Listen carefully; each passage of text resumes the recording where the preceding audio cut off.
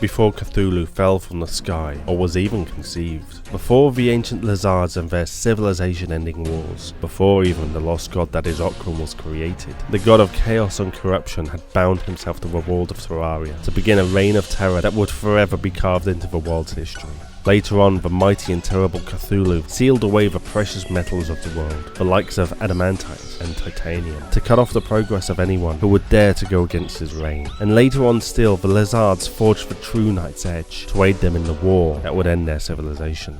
All of these legends share many things in common, but there is one set of objects, one single strand of blight that connects them all, so easily forgotten despite their legacy and power: the demon altars.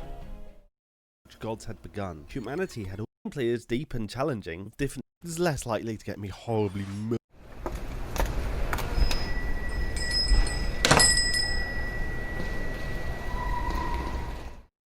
The demon altars, ancient blights so old that they have been fused into the world itself, to the point that perhaps they are no longer a blight anymore, but part of Terraria, connected to all life within, yet not of its creation. No, Terraria did not create the demon altars, and neither was it the corruption of the Crimson that produced them. In fact, the creator of the demon altars was the god of chaos and corruption, one of the first conquerors of Terraria.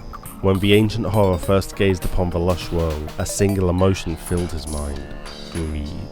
He would either subjugate Terraria into an everlasting servitude, or leave a mark so large and so devastating that its effects could never be removed. Unlike the primordial entities and old ones, he did not simply wish to enslave the land, he wished to be the land itself. For all of Terraria to be part of him, one single entity, one single all-powerful god. And so he created the first vessels of corruption to spread this desire, each vessel a part of himself.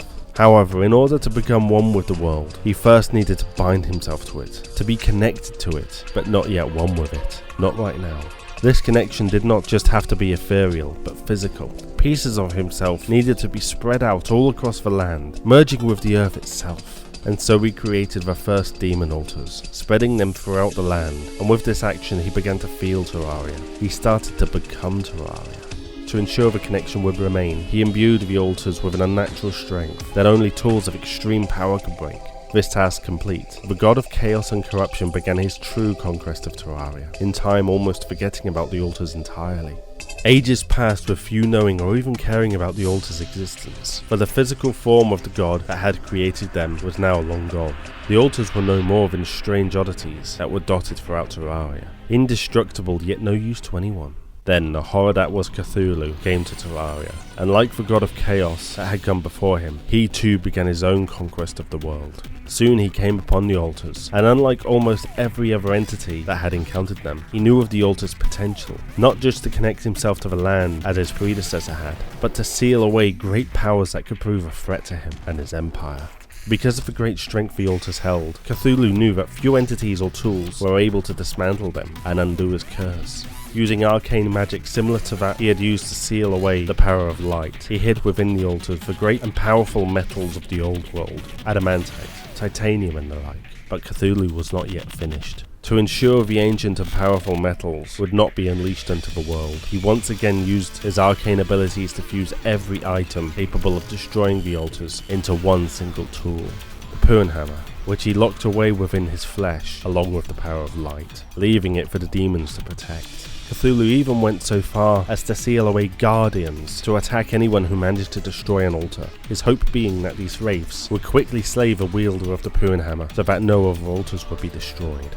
And so, once again, a great entity had succeeded in using the altars to assert their control over Terraria. However, this time the altars could not be forgotten, for they had changed. Instead of being indestructible forms that were useless to anyone other than the Chaos God, they had become powerful stations, drawing from the essence of the corrupt god, Cthulhu, and all of Terraria itself, allowing items of great might to be forged upon them. These included dark items, bound to the great beasts of Terraria, capable of calling upon the Eye of Cthulhu and Eater of Worlds, but also items of light, such as the ancient hallowed armor, heralding from long before Cthulhu's time. Then there were the strange void items that acted as portals to a pocket dimension, able to store resources and valuables, among other things. But one item is far more known than any other, permanently etched into the history of Terraria: the Night's Edge. A blade that, although weak in its initial form, becomes a powerful weapon once its true form is revealed.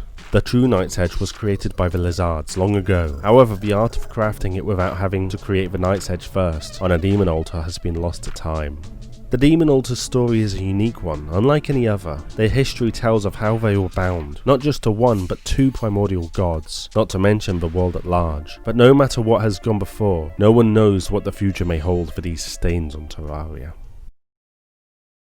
Thank you for watching everyone, I hope you enjoyed the video. This episode was originally written by Grave the Ghoul and submitted as part of Rational Gamers' Your Lore initiative.